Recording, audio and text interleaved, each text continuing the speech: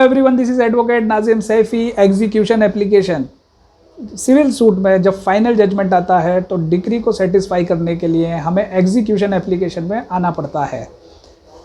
Plaintiff अगर defendant से कोई रिलीफ चाहता है in term of money, asset या फिर लैंड, अगर वो तीनों चीज़ों के रिकवर करना है किसी भी, तो उसको एग्जीक्यूशन एप्लीकेशन में जाना पड़ेगा। सपोज एग्जाम्पल 50 लाख रुपया प्लेंटिफ देता है डिफेंडेंट को और डिफेंडेंट को 50 लाख रुपया रिफंड करने से मना कर देता है।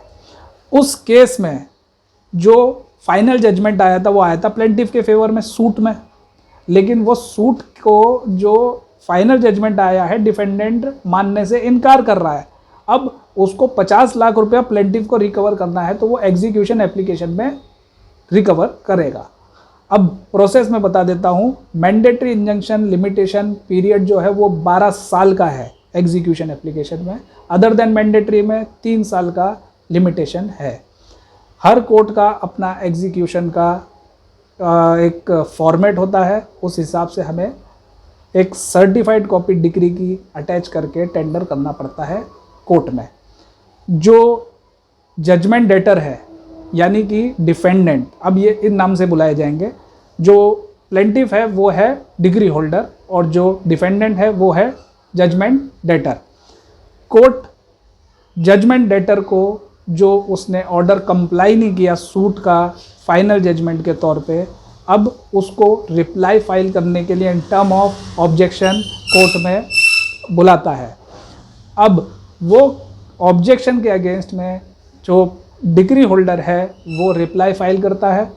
अब दोनों का आर्ग्यूमेंट होता है। वो आर्ग्यूमेंट के बेस पे अगर ऑब्जेक्शन रिजेक्ट हो जाता है तो वो फेवर में आएगा प्लेंटिफ के।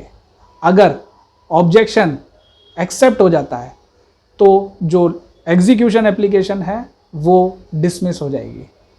तो अगर मान के चलें कि प्लेंटिफ के फेवर में आ जाता है और रिजेक्ट हो जाता है ऑब्जेक्शन रेस किया हुआ जजमेंट डेटर द्वारा, तो अब कोर्ट इशू करता है वारंट ऑफ अटैचमेंट और जो प्रॉपर्टी हैं जजमेंट डेटर की वो उसकी डिटेल मंगा करके उसके खिलाफ सेल वारंट इशू करता है कोर्ट जजमेंट डेटर की प्रॉपर्टी के अगेंस्ट में। और जो वैल्यू है प्रॉपर्टी की, अगर 50 लाख रुपए रिकवर करना है तो वो प्रॉपर्टी 50 लाख की वैल्यू की सोल्ड ऑफ करके जो डिग्री होल्डर है उसको प्राप्त हो जाती है और उसका अमाउंट रिकवर हो जाता है।